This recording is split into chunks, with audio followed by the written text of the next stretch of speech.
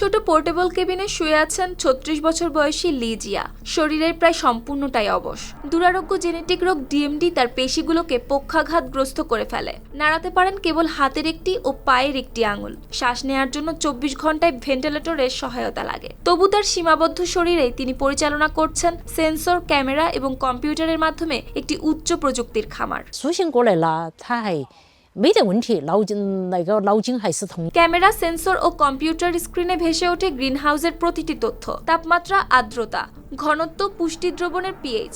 এক আঙ্গুলে mouse cursor সরিয়ে পায়ের আঙ্গুলে ক্লিক করে লিজিয়া দেখে নেন পানির পাম্প চলছে কিনা, কুলিং ফ্যান ঘুরছে কিনা, ছায়াজাল ঠিক আছে কিনা। শারীরিকভাবে খামারে যেতে না পারলেও প্রযুক্তির মাধ্যমে খামারটাই যেন এসে ধরা দেয় তার চোখের সামনে। এই স্মার্ট খামারের মূল ফসল সেলারি। মাঠের কাজ করেন তার ৬২ বছর বয়সী মা উডিমেই। তিনি গ্রিনহাউসে ঢোকার আগে ফোনটি একটি স্ট্যান্ডে সেট করে দেন, আর লিজিয়া কেবিনে শুয়ে থেকেও লাইভ ভিডিওতে সেটি দেখে নির্দেশনা দেন কোথায় কি ঠিক করতে হবে, কোন সার্কিটের সমস্যা, কোন চারা এখনো রোপণের জন্য প্রস্তুত নয়।然后把它固定在一个支架上，我就能看到它在大棚里操作的一切。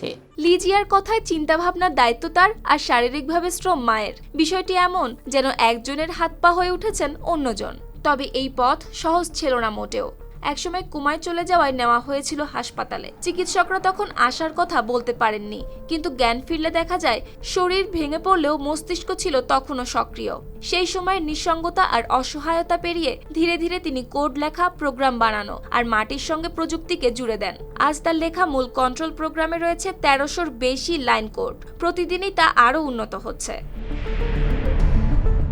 সন্ধ্যায় যখন পরিবারের সবাই এক টেবিলে বসে, তখন ছোট বোন আদর করে খাইয়ে দেন লিজিয়াকে। আর তখন তার চোখে স্বপ্ন থাকে এই স্মার্ট খামারকে আরো বড় করবে, উৎপাদন বাড়বে আর বাজারে যাবে আরো বেশি সবজি।